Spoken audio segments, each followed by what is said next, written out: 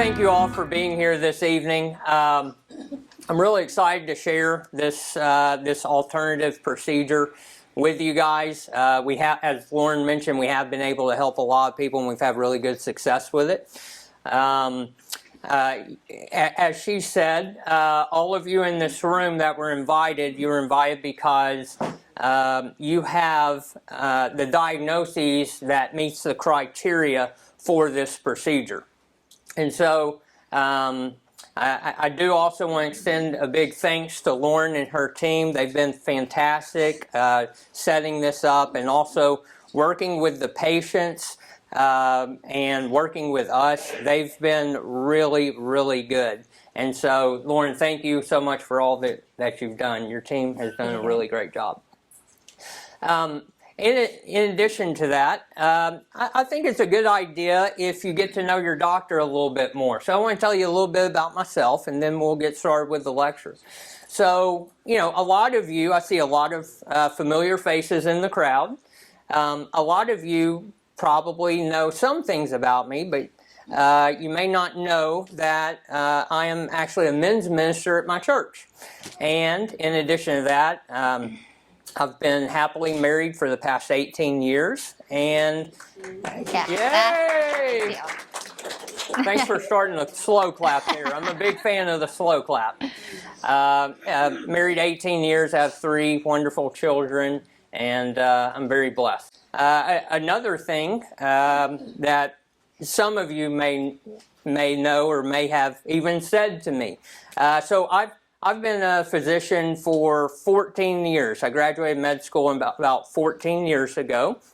And then after that, I did what's called I did a residency program in what's called physical medicine and rehabilitation. And then after that, I did an interventional pain fellowship.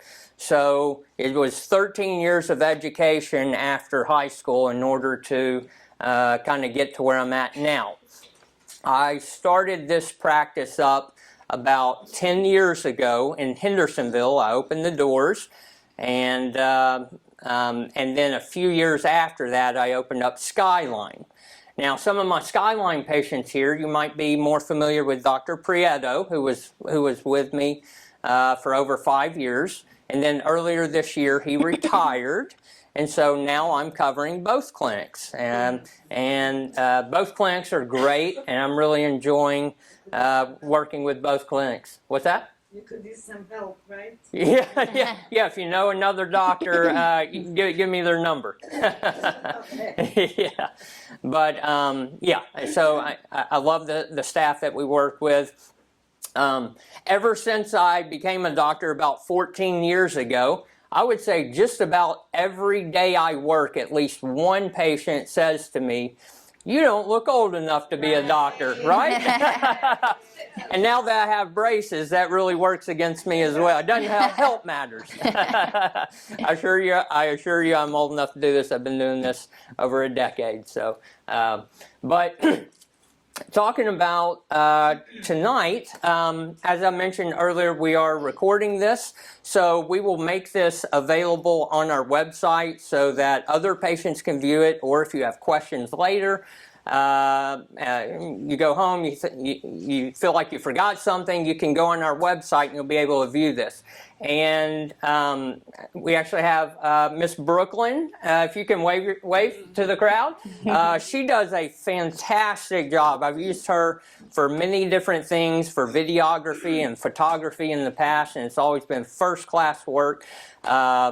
She does an amazing job. She has a website, brooklynpagedesign.com.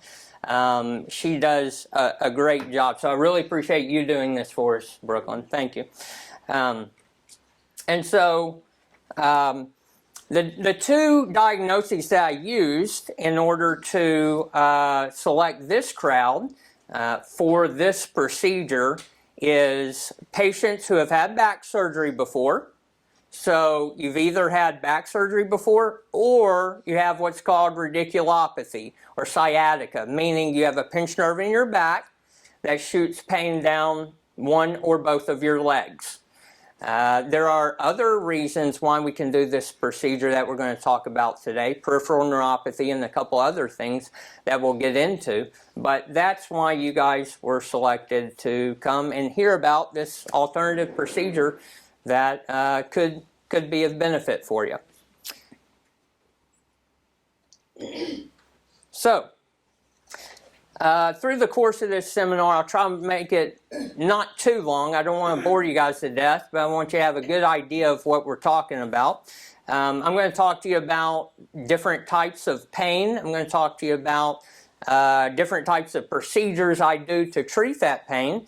And then I'm going to talk to you about what's called spinal cord stimulator. And that's the reason we're here tonight.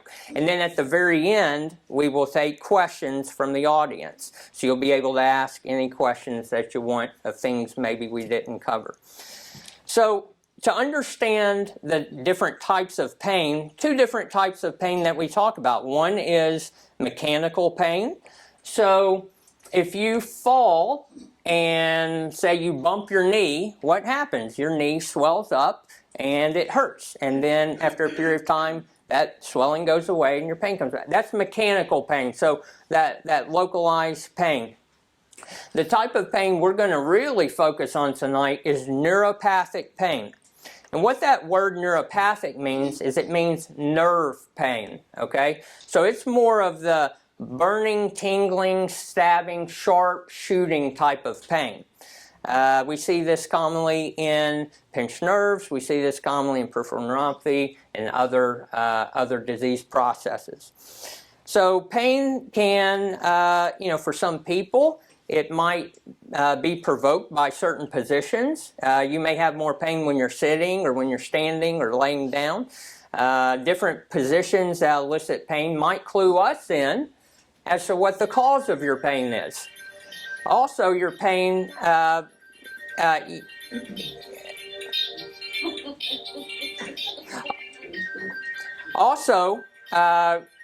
we talked about the different ways you may feel pain. It may be the sharp shooting, it may be a dull, achy type pain.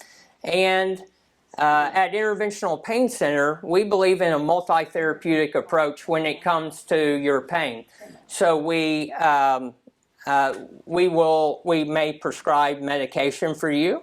We may do injections or procedures for you. We may refer you to physical therapy. We may try some bracing, different durable medical equipment. So we try to approach pain and treat pain in as many different ways as we can in order to most effectively help your pain.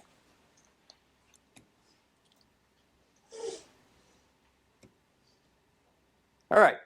Understanding the type of pain. So we have what's called acute pain. We have a chronic pain. So acute pain would be that initial pain.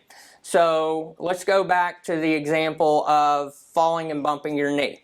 So you would expect if your knee bruises, within a matter of days or weeks, you would expect for that knee to start feeling better. That's acute pain.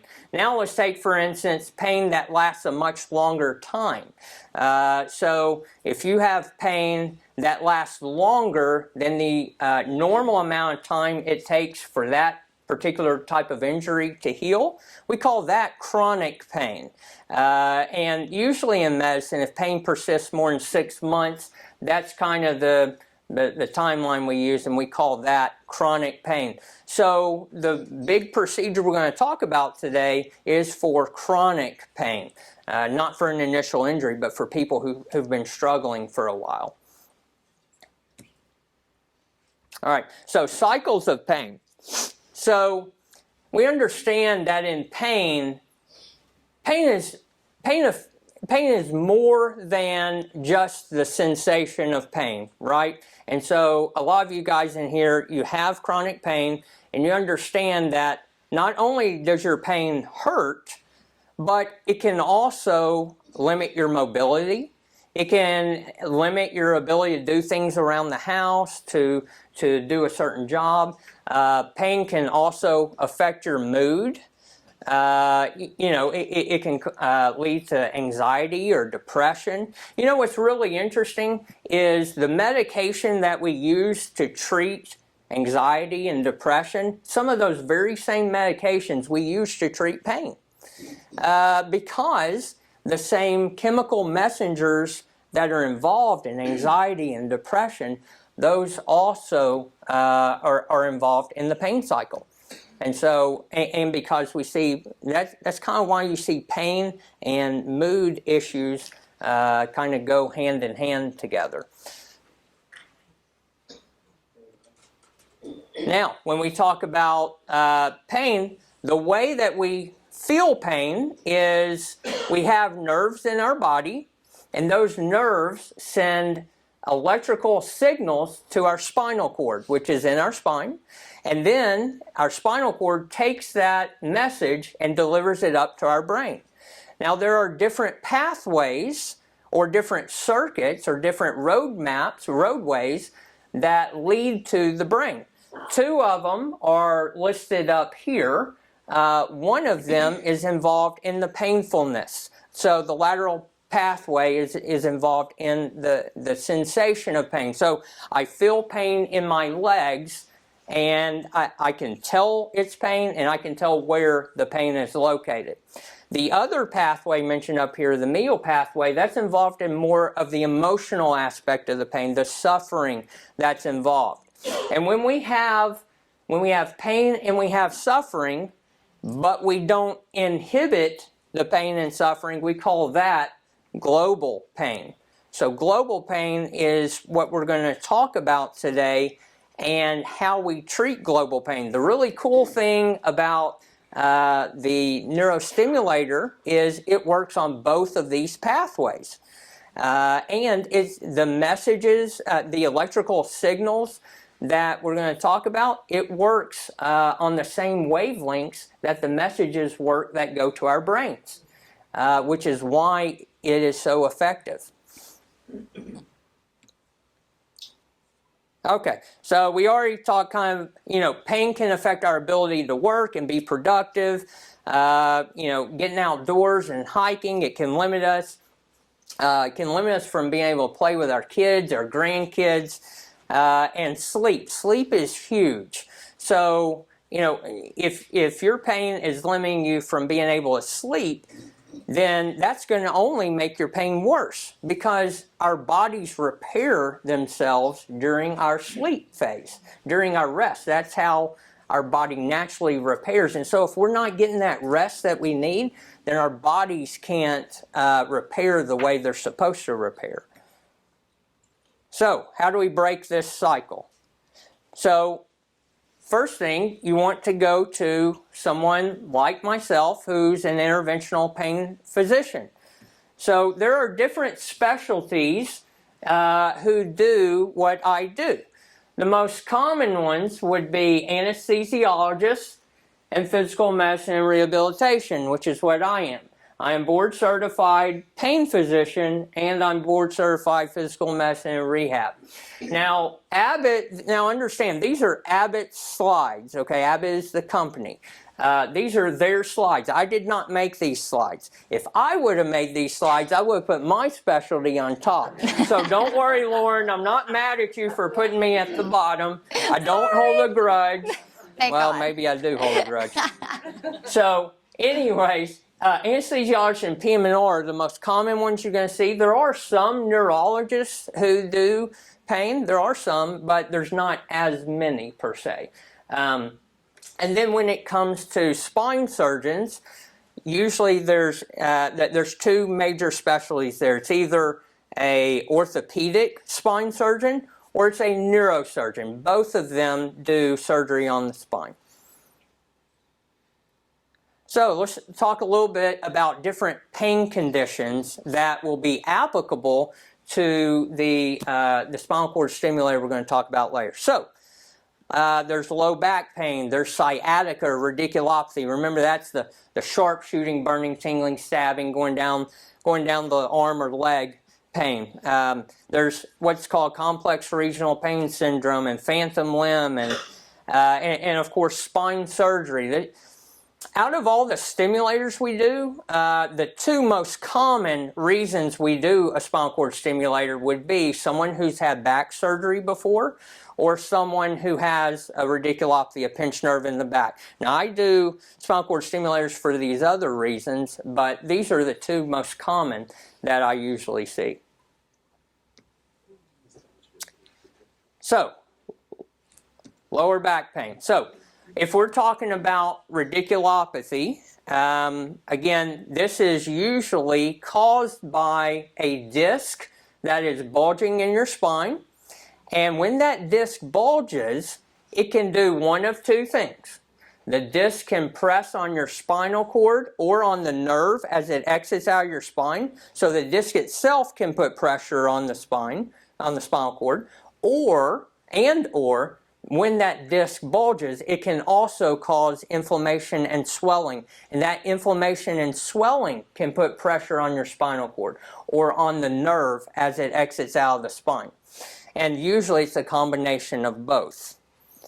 And most people describe it as the nerve pain that we've talked about. The other one, the failed back surgery. So, when it comes to back surgery, surgeons will typically do back surgery in order to stop the progression of the spine deterioration that's going on. So a lot of times, let's say you have that bulging disc and it's starting to press on your spinal cord, or it's starting to press on that nerve that comes out of your spine. A surgeon will go in and do a surgical decompression. They may remove parts of bone in order to create more space for the nerves. They may remove parts of a disc to create more space for the nerves. However, if your problem has been going on for a long time, chances are there could be some damage to your spinal cord and to the nerve, and that damage might not heal up after surgery. So the surgeon is stopping the progression of that disease. The surgery is necessary, but a lot of people think, well, after I have back surgery, I'm not going to have pain anymore, right?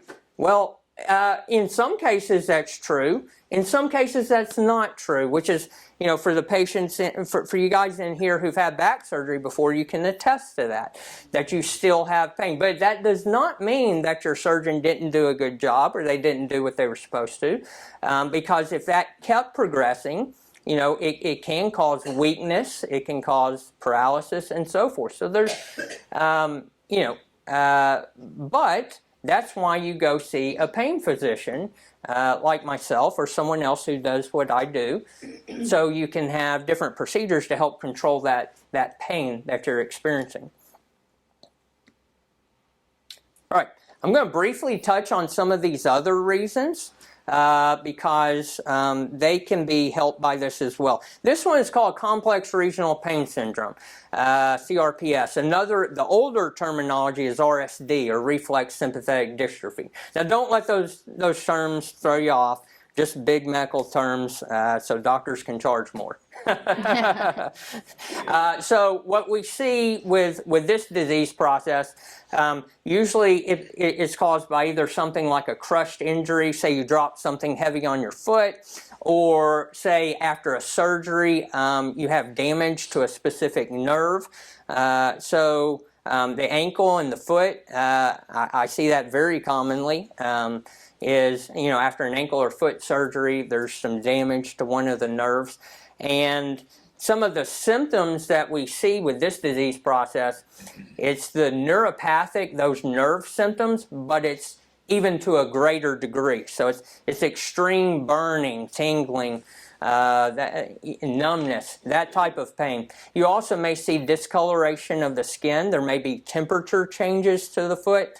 And one of the hallmarks of this is that the affected area is very sensitive to light touch. So even just barely rubbing the skin is very painful for patients with this.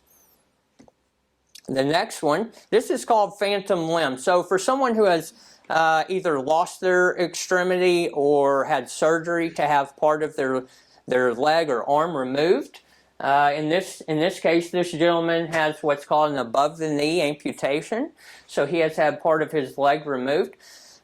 a lot of times these patients will still have the sensation of that leg, the part of the leg that was removed. They'll still have sensation that that leg and that foot is still there. And not only do they have that, but it is nerve pain, and it can be very painful for them. So they have what's called phantom limb. Phantom meaning it's not really there, but it feels like it's there to these guys. So they have, the sharp, shooting, burning, tingling, stabbing type pain and numbness that we talked about. Now, hip and knee pain. So hip pain, common conditions may be, arthritis or fractures, or you may have an inflamed bursa sac, which is kind of a fluid-filled sac on the outside of your hip. At my practice, what we usually do for these is a simple steroid injection.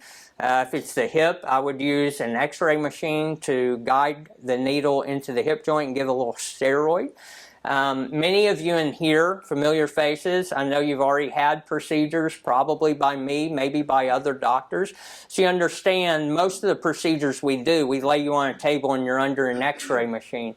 That x-ray helps guide our needle to make sure we put it in the perfect location for you. And then for knee pain, common causes of knee pain would be like arthritis or meniscal injuries, cartilage defects, things like this. The meniscus, the cartilage, that's kind of the cushioning of our knees. And then arthritis, you get bone spurs. The way we typically treat these is with a simple steroid injection, or we do a gel injection. We can inject a gel that provides a cushioning effect for the knee. Another thing that I do is I inject Wharton's jelly, which is the jelly found inside umbilical cords of healthy live birth babies. And so we use that jelly to inject, and it has different things inside of it that are beneficial for the knee, like stem cells and hyaluronic acid and other scaffolding cytokines. Basically, different things that can potentially help repair or regenerate things inside the knee. The great thing about Wharton's jelly is that it works really well. We've had great success with it. The really bad thing about it, however, is it is experimental, or considered experimental, even though there's plenty of research behind it. It's considered experimental and is not FDA approved, and insurances don't cover it. So it's really expensive and insurances don't cover it. So for most people, it's not an option, but for a few, it is an option. The reason we bring up hip pain and knee pain is because after a hip surgery or a knee surgery, someone might have an injury to one of the nerves. If they have an injury to one of those nerves, that could be a reason to have spinal cord stimulator. All right. Now we're going to get to some of the treatments for pain. Okay, so there's different treatments for pain. We kind of mentioned earlier, we may try physical therapy, we may try medications, we may try bracing, we may try different types of injections. I may use an ultrasound to help guide my injection. I may use an x-ray machine to help guide the injection, just depending on what we're injecting. We may inject different types of substances. One of the common injections that some of you in this room have probably had at some point is called an epidural steroid injection. What's involved with that is we usually do this when you have a bulging disc and you have that swelling and it's pressing on part of your spinal cord or part of your nerve, and it causes that pinched nerve. It causes that shooting pain down your leg. So what we do is, under the guidance of an x-ray machine, I numb you up real good, and then I guide a needle into the area of the spine near the nerve, and I put some steroid on top of it. The idea behind this injection is to decrease the swelling and inflammation around that irritated nerve, hopefully taking some of the pressure off the nerve and alleviating the symptoms you have down your arms or legs. The good thing about it is, it's really quick. It is a steroid, so steroids, do have potential side effects. They can raise your blood sugar. If you have too much steroids in too short of a time, it can weaken your bones. So if you have osteoporosis, we would want to be really careful with that. If you're diabetic, we would want to be careful with the amount of steroids you get. And so those are some considerations around that injection. Another one is the medial branch blocks, the radiofrequency ablation. I'm looking across the room. I see a lot of people I've done the nerve burning procedure on, the radiofrequency ablation. And we'll talk about that a little bit more in a bit. And then sacroiliac joint injections, where we put some steroid in there. So, I briefly mentioned earlier about surgery. So, if you have back surgery, they may do a laminectomy where they remove part of the bone, as you can see here. And you can kind of tell how that makes more room for the nerve right there, the spinal cord, and for the nerve as it exits out. And then, of course, we mentioned, they may remove parts of a disc, and there's some other things that they do, of course, as well. But that can help with bulging discs and that sort of thing. All right, RFA, this is the nerve burning procedure. So for patients who have arthritis in their back, we have some joints in our spine called facet joints. And this is a very, very common cause of low back pain and neck pain. These joints are the weight-bearing joints in our spine. So when we stand or when we lean backwards, it puts pressure on those joints. And so one of the procedures we do is we do a test called a medial branch block, where I numb the nerves that go to the arthritis in your back. And if that test helps, and we do 2 tests. If those tests help, then we do the treatment, the radiofrequency ablation, where I numb you up real good, and then after you're numb, we zap those nerves. Now, of course, you're numb before we do the burning, but a lot of people get really good relief with this. The downside is it's temporary. Just like the epidural steroid injections, they're temporary. If you get relief from them, they're temporary. They're not long term. What we're going to talk about later, the spinal cord stimulator, is more of a long-term solution. But these procedures that we do are great, and for some people, they can do them for many years. And like with the nerve burning, maybe every 6 to 9 months, we burn the nerves, and as long as that's working well for you, that's great.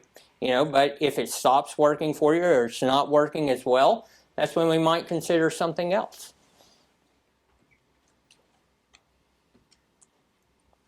Okay, so the title of this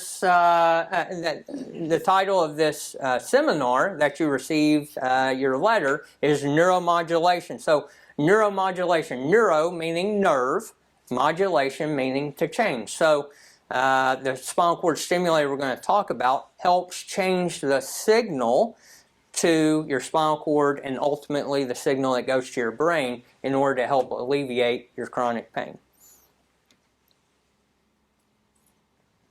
So, the way that spinal cord stimulator works is there is a battery. Okay. Do we have the battery here? Sure do. I'll pass it around. We're going to pass around the battery so you can see the size of the battery. We'll also pass around one of the leads so that you can see that as well. On top of your spinal cord. And they are connected to a battery. That battery sends electrical signals to your spinal cord to change the sensation, to change the message that is delivered to your brain. It works really well for people who've had back surgery before, people who have a pinched nerve in their back. It disguises that nerve pain, that sharp shooting, burning, tingling, stabbing pain. And it covers from your mid-back, so about from this area, from your mid-back, all the way down to your feet. Okay? So we get really big coverage. We've had really, really good success with this. And that's why I said, Lauren, hey, we're having so much success with our patients. I've got to extend this, to more of my practice because we're just seeing really good results. Now, understand, I've been doing these spinal cord stimulators for about 10 years now. Some of the older technology, I used to do it and I wasn't as excited. We got good relief. but it wasn't outstanding relief, okay? With this newer technology, we're getting outstanding relief. Some of you may already know someone who has a spinal cord stimulator. You may have a relative or something like that, someone like that. And they may have the older technology, which operated under what's called tonic stimulation. Tonic stimulation. And what that means is it would deliver a high amount of an electrical signal to your spinal cord, and it would do that constantly. Firing, firing, firing, firing, and it wouldn't stop. And a lot of times you would feel the sensation of kind of a buzzing feeling. And you know, some patients would say, you know, it does help my pain, but it's a little annoying feeling that buzzing because I already have kind of a buzzing feeling, you know, with my neuropathy anyways. You know, why do I want more buzzing feeling, right? So, you know, I did them and we had relief and so forth, but I didn't do a whole lot of them because I wasn't seeing the outstanding results I wanted to see. Well, Abbott came out with a newer technology, and it's called burst stimulation. And the technology behind this is why I've invited you guys here tonight, because I want to extend this as another alternative for you. The way that burst stimulation works, number one, it sends a signal that is much less intensity than the older technology. So you don't feel that buzzing sensation with this technology. It sends a low frequency, a low wavelength signal that goes to your brain. It works on both of those pain pathways we talked about, and it delivers that signal to your brain. And it works extremely well, and we've had really good results with it. So burst, instead of that constant stimulation, it delivers a low-level stimulation for 30 seconds, and then typically we take a break for 90 seconds. So it stimulates for a short time, a low level, and then it takes a break. What we were seeing with the old technology is that after a few years, after maybe 3 years or 5 years, some patients were developing a tolerance to the old technology, and it wasn't as effective anymore. Whereas with this new technology, we don't see that same level of tolerance developing over time. So that got me really excited about this burst technology. And what happens during that 30 seconds it's stimulating, it gives enough stimulation to where it still covers your pain for that next 90 seconds. It's kind of like it almost charges that spinal cord up so that it can still have that pain relief for the next 90 seconds. So that reason is a big reason why burst works so well for our patients. So far, all the bursts that we've done, I've seen over 90% success rate. Over 90% success rate with this. And the way I define success is, out of all the trials we've done, more than 90% of our patients have said this relieves more than half of my pain, and I want to go on and get the more permanent device and go on to implant. So when we talk about the stimulator, there are different phases that we have to go through. So the first phase we go through is called a psych evaluation. Now, all insurances require this. They are not checking to see if you're crazy, okay? We're all a little crazy. Yeah, we're all a little crazy, right? So they're not checking to see if you're crazy. They're basically just checking to make sure you understand the procedure, and because insurances require this. What's really neat is the psychologist that we use, he has a stimulator himself. And so he can talk to you from a patient's perspective, which is really nice. The other great thing about using him is it's a simple phone call. You don't even have to go into a doctor's office. He'll do it right from your phone. It's a simple 20-minute phone call. And then once he approves you, then we do what's called a trial or a test. And our test, thank you. And our test lasts 5 to 7 days. So what will happen is after you pass the psych eval, we get this approved with your insurances, and all of you have diagnoses that your insurance does approve this procedure for. We bring you in, we give you some medication when you arrive to help you relax, and then we bring you into the room. You'll see Lauren or one of her team members. They will walk you through the entire process.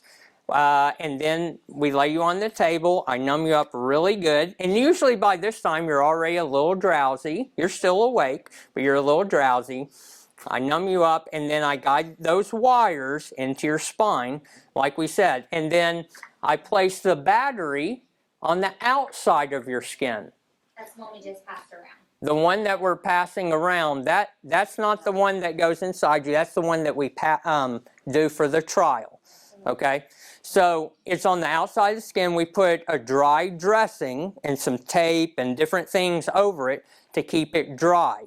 And so for those 5 to 7 days, you will need to keep the area dry. You can sponge bathe, but we don't want you in a bathtub or jumping in a lake or a pool or something like that. You also have some limitations. We don't want you, doing any heavy lifting or bending or twisting during this 5 to 7 day period, because we don't want these leads to move.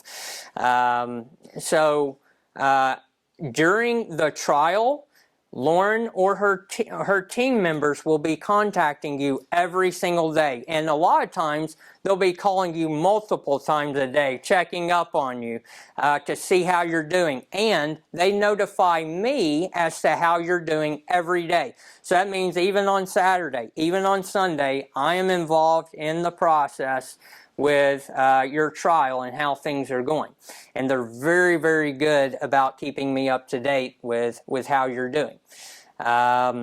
Most patients that we've used Burst on, I would say on average, get somewhere around 75-80% relief. Now I have some that may be 50%, I have some that are definitely 100%. But kind of that 75-80% relief is what we see a lot of with this. And for over 90% of our patients who do the trial, they like it so much that they want to go to the next phase, which is called the implant. For the implant, what's involved with that is I refer you to a surgeon, okay? So the surgeon will, thank you, the surgeon will do a similar process as to what I did. They will place either that wire that we're passing around, or they'll place this, it's called a paddle lead. It's kind of a flat surface, and they'll place that on top of the spinal cord, just like I place. The difference, however, is instead of your battery being on the outside of the skin, they'll make a small incision, thank you. They'll make a small incision in your skin, and then they will place the battery about 2 or 3 centimeters inside your body, past the skin.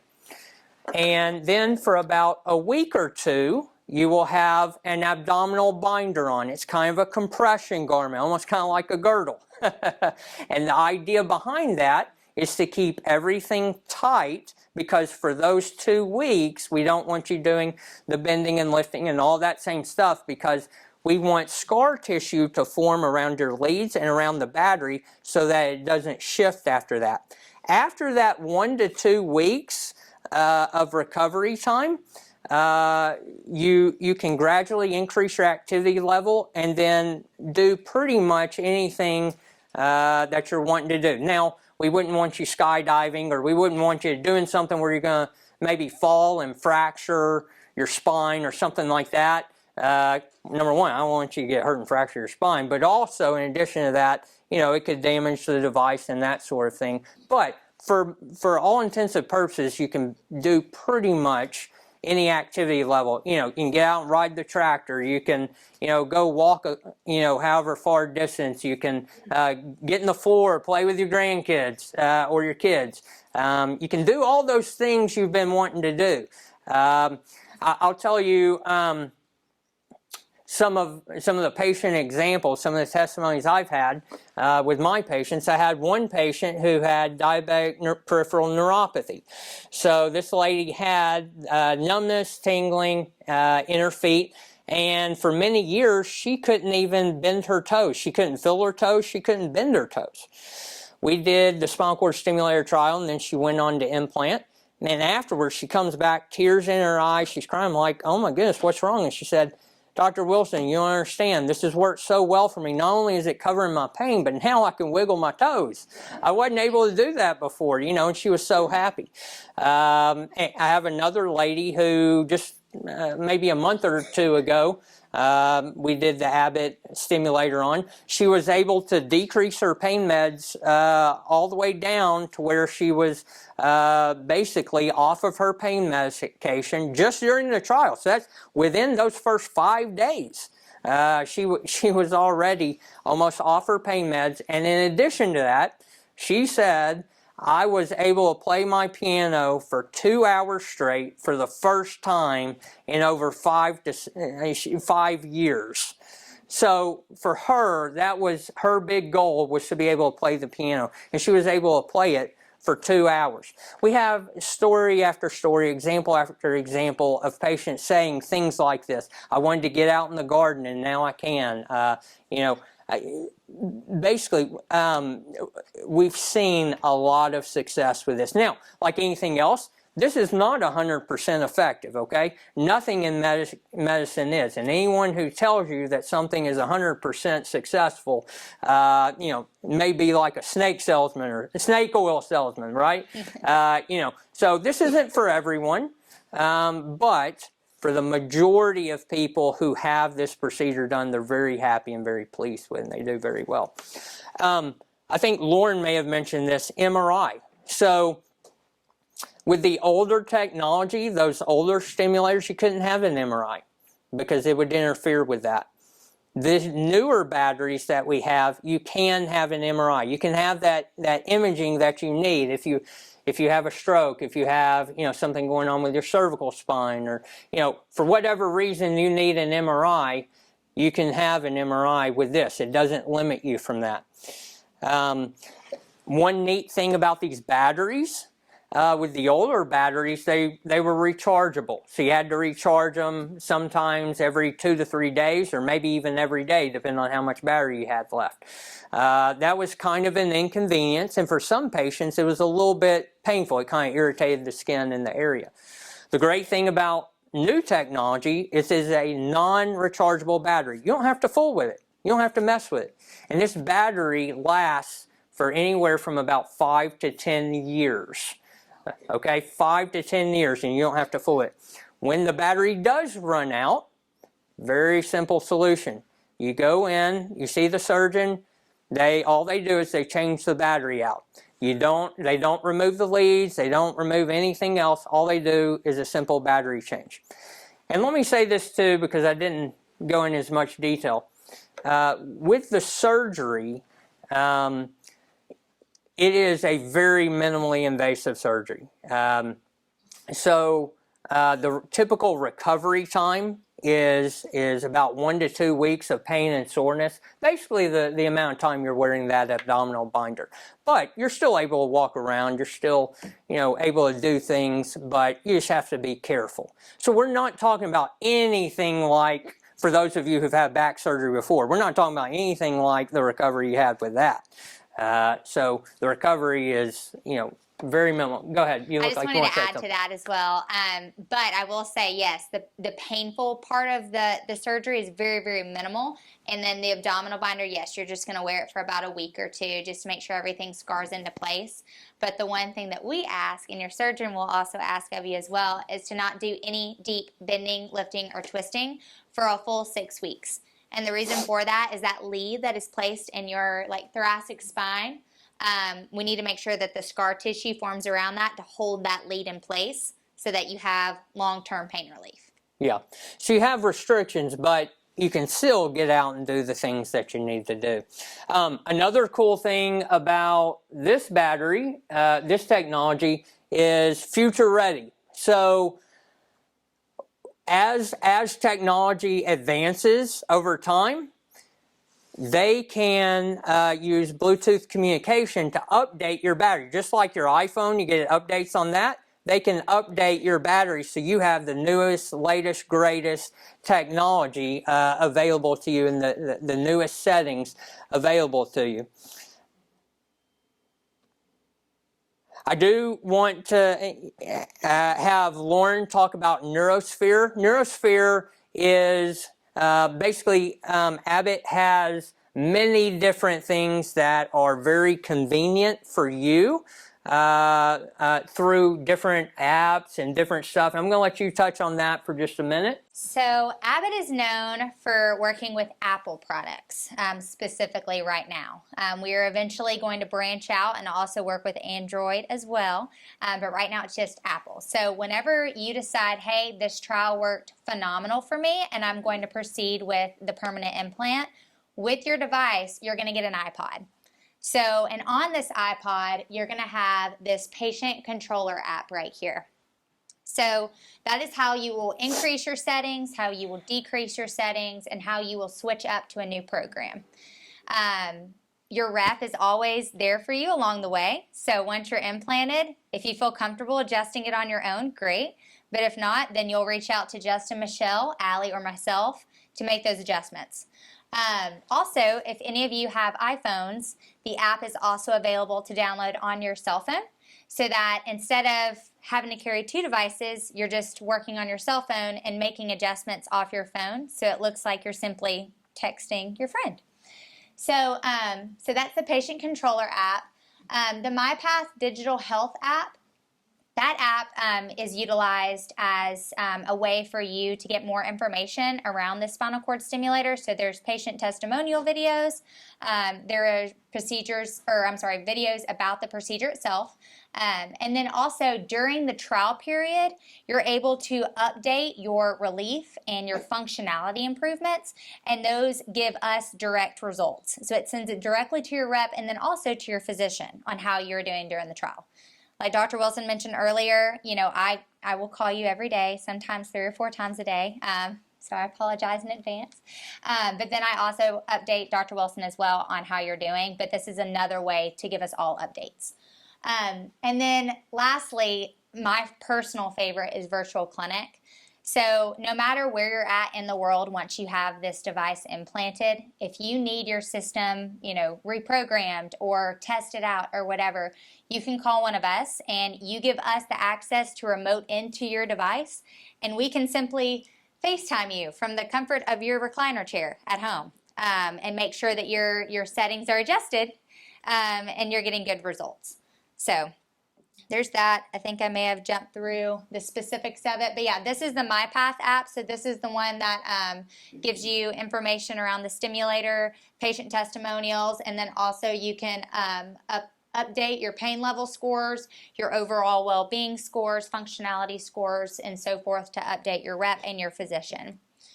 And then this is the virtual clinic again, so it allows us to, again, remotely program you no matter where you're at.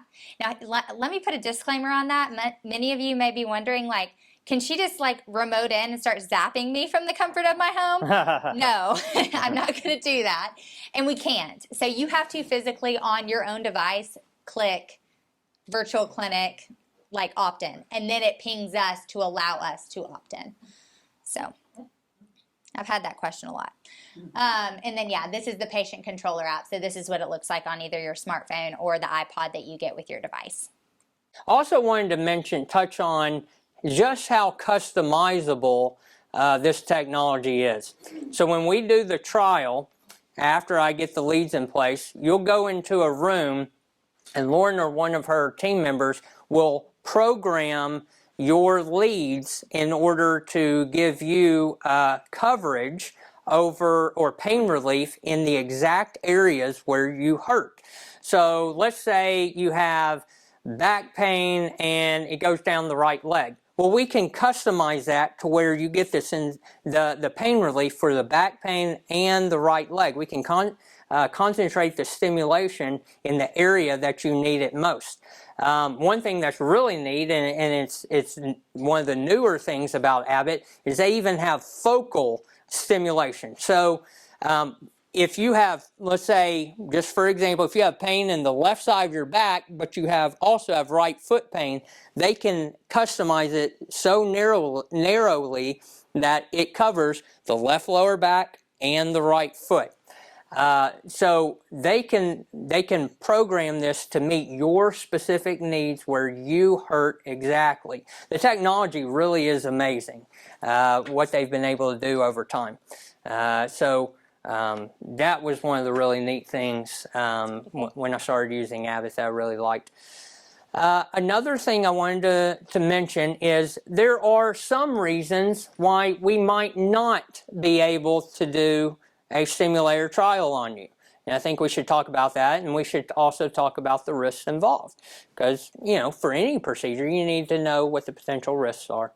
So, you would not be a candidate for spinal cord stimulator if you are on a blood thinner that your physician will not allow you to come off of for 10 days. And the reason I say 10 days is because I need you to come off the blood thinner 5 days before the procedure and then for 5 days during the procedure, okay? And for some people, they're not allowed to come off that long, and we would not be able to do the trial for that reason.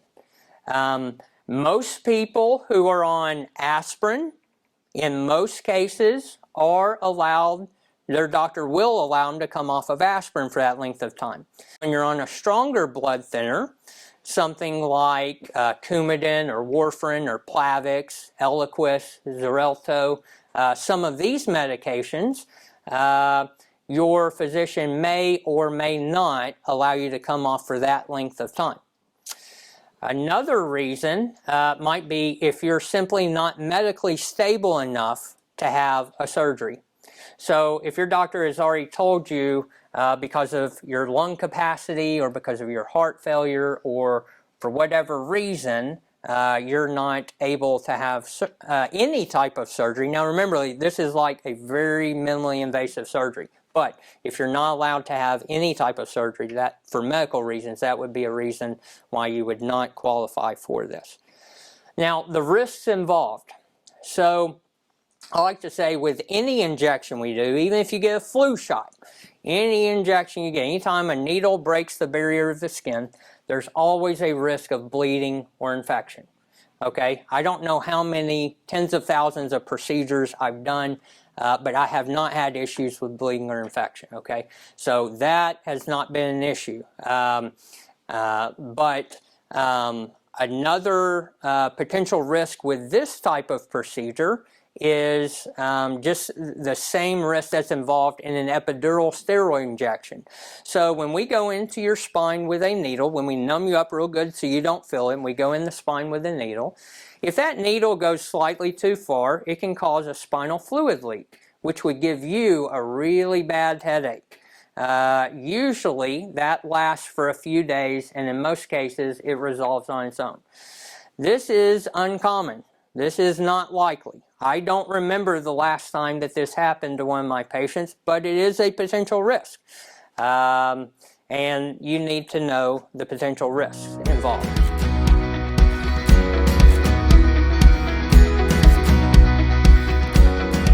Arthritis of the back is why we do the nerve burning procedures. We do the nerve burning procedures to block the nerves that go to arthritis of the back. This procedure can help cover back pain. Absolutely, it can help cover back pain, especially for patients who've had back surgery before.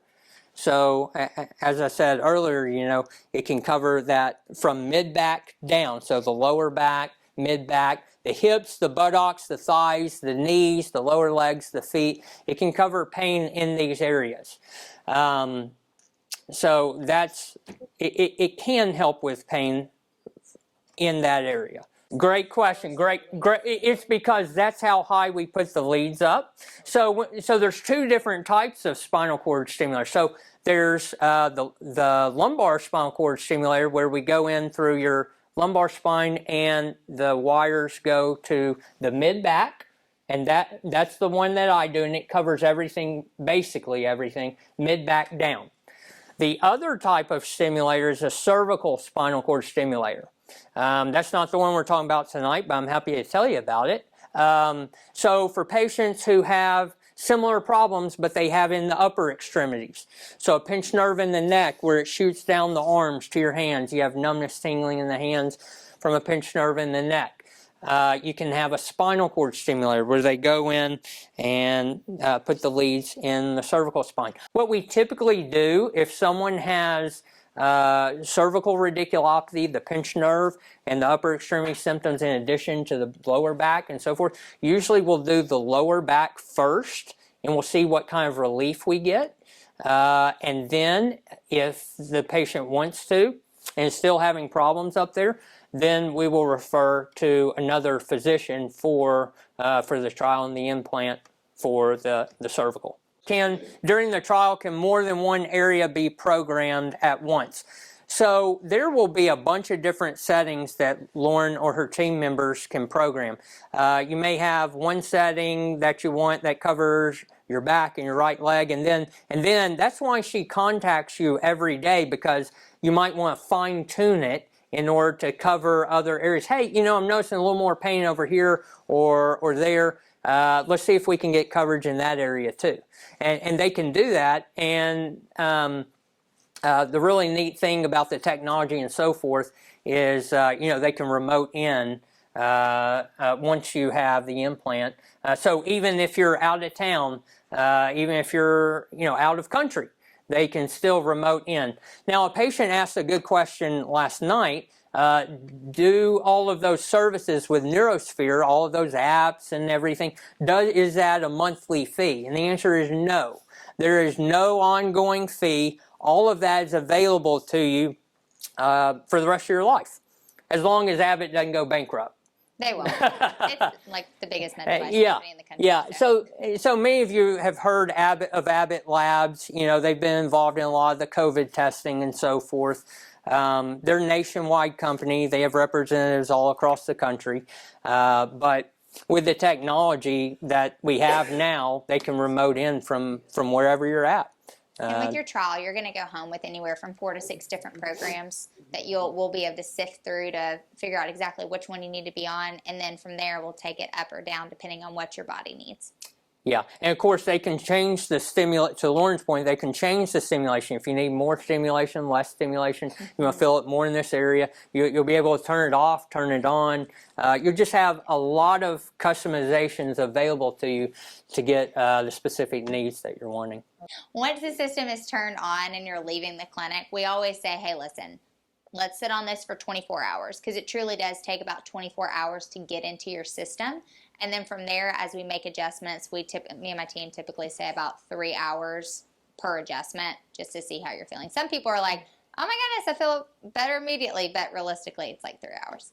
About a few centimeters, so, kind of just a little bit under the skin. It's not going to be bulging out, like making you look awkward. Yeah. Kind of like a pacemaker, yeah. You're not really cutting into the back. No, this isn't major cutting like you would have with a back surgery, and that's why the recovery is so much easier than like a back surgery. Yes, exactly. And then the other thing I want to add to that in terms of the placement, so typically, depending on like where the medius part of your body is where the battery will actually be implanted. Typically, it's implanted in the love handle area, so right below the rib cage, above the hip bone, right there in the lower part of your back. Or if you're somebody that's just extremely, extremely small, we'll implant them in like the upper buttocks area. No. The answer is no. We implant them in patients all the time that have those already implanted in them with no contraindications or side effects. I will say probably the most common reason I do this, well, the two are the two reasons I mentioned earlier, the pinched nerve or the back surgery. I probably do even more in patients who've had back surgery, and most of those patients have fusions. Most of those patients have hardware in their back, and it's not an issue. Good question. So then what we would do is we would probably want to want to talk with your doctor, and we want to know what the level of the platelets are. Just how thin is the blood, and yeah. So we would want to communicate with your doctor who's managing that, and make sure they're comfortable with you having. Yes. Yes, because if they wouldn't allow you to have a surgery, or they wouldn't allow you, then, that's basically what it comes down to is, for whatever reason, would your doctor not allow you to have surgery of any type? And if the answer is, they won't allow you to have surgery, then, of course we can't. Yeah. Yeah, which of course this would be a minimally invasive surgery. So, yeah, so go ahead. So the burst technology has been out for 7 years. Yeah, so it's been out for a really long time, and we have seen time after time after time. We have personally funded 3 studies, but there's been over, Allie, like 40 studies done now that are non-industry studies showing that this therapy has a less likelihood of habituating, meaning that tolerance that Dr. Wilson was talking about earlier, and then also just repeatable data showing that it's superior to the tonic stimulation. Yeah, and as far as how many have I done, I don't have a number. I've been doing for 10 years, so I don't even have a number for you. I'm He's not done sure. a lot with I've done a lot of hundreds. them. It's not that it wouldn't necessarily be a good thing. It's that it's going to be more difficult To place those leads. It's not that the stimulator wouldn't help you. It's just that it's more difficult to place those leads. Lauren can attest, I've been able to get some leads in some pretty difficult spines that some physicians would not try. Go ahead. Yeah, he's had great outcomes, and he's been able to place those leads in places where a lot of physicians wouldn't even try it. But he's kind of gotten through that scar tissue and placed those leads. There's always a secondary option that we can explore if Dr. Wilson's not able to place those leads, and that's with a surgeon that we work closely with, where he goes in and he places it a different way where there's no scar tissue issue. Right. But we would go the more minimally invasive route first. Yeah, we try the most conservative way first before trying that. But yes, there is another route. Yeah. So that a great question. How soon, she asked, how soon can we do it if I know I want to do it right now? So part of it depends on insurance, okay? Some insurances don't require prior authorization. It's automatically approved. And so we would want to see you in the office, have you get a psych evaluation. Once you pass that psych evaluation, we can get you on very quickly onto the schedule for a stimulator trial. That's a great question. So with burst technology, the one that you do not feel, there is always a risk of overstimulation. That's why the reps work very closely with you during the course of the trial to make sure that you don't overstimulate yourself. But with burst, if you're overstimulating yourself, it's going to present an almost like flu-like symptoms. So you may feel like you have a fever. You may feel like cold and achy. And all you do is you back it down a couple clicks and all those side effects subside. So, but I will tell you that as long as you work closely with myself and my team, we won't let you get overstimulated. All right, cool. So as long as you're on burst and not on tonic, you can drive. If you prefer the tonic stimulation, the one that buzzing, humming, tingling sensation over burst, do not drive. Because if, say, the car in front of you slams on their brakes and you went forward, when the leads get closer to the spinal cord and farther away, it increases or decreases the stimulation. But as long as you're on burst, you're good to drive. And then what was the second part of your question? Sleeping. Oh, yeah. Sleeping on Good your job, back. everyone. Yes, you can sleep directly on it. Now, I will say in the first couple of weeks of healing, you're probably not going to want to sleep on your back just because of, from a comfort standpoint, but you can absolutely sleep on your back. Yep. Yeah, and one of the, Lauren's going to be asking you different things during the trial, or one of her team members. They're going to ask you, how are you sleeping at night? Are you able to do some of those tasks? She may ask you, what are your goals? What are you wanting to get out of this? What are you wanting to accomplish? Well, I'd like to be able to, stand and do this or that or whatever. And she'll ask you, each day, are you able to do those things? So we're not just looking at pain relief. We're looking at how can we also increase your function and your quality of life, by this technology? So that's very important to us. And my favorite thing that we ask is at the end of the trial period, we'll meet with you in the office for your lead pool where the leads get pulled out, and we'll document functionality improvements and pain. But our favorite question is when we get to look at the spouse or the friend that comes with you and say, so what was their mood like? And they're like, oh my gosh, 90% improvement. And we're like, wow, they were a grouch before, So, yeah. So we measure the mood, the emotional part of pain as well. So. Yeah. Speaking about mood, just to tell you a little personal tidbit here, the whole reason I became a physician is because my dad was a chronic pain patient his whole life before he passed away. He served in the military, he played football, he was a police officer, and he had multiple injuries, multiple back surgeries. And so growing up, I saw how it affected him. I saw how it affected his mood. And that's what, made me want to become a physician. He was my best friend growing up. And ultimately, that's why, I chose this field of pain, because I wanted to help people like my dad. So I get a lot of joy and satisfaction when I see my patients, doing well and being able to come down on pain medicine, or a big goal, coming off pain medicine, functioning better, mood is better. We want to see, the whole picture improve for you guys. Okay, from the trial period, you could drive the next day after it's been, 24 hours? Is that what you typically say? Yeah. Yeah. So after 24 hours from when the trial took place, you can drive on burst. You just have to have a driver. That's another thing we didn't mention. You do have to have a driver the day of your trial. So the following day you can drive. With the implant, I would give it 24, 48 hours before I drove, just because you're going to have some pain. It's not a burst issue. It's just the pain from the surgery. Yes, okay, great question. So we do not decrease your pain medicine while you're on the trial. What I'm talking about decreasing pain medicine, I'm saying the patients themselves that say, you know what, I'm not really hurting, so I'm just going to slow down on taking my pain medication. Now, we want them to do that in a safe manner. We don't want you to just abruptly stop your pain medicine. You may have some withdrawal symptoms, but to do that in a safe manner, yes, we absolutely encourage that. But no, we don't cut your pain medicine.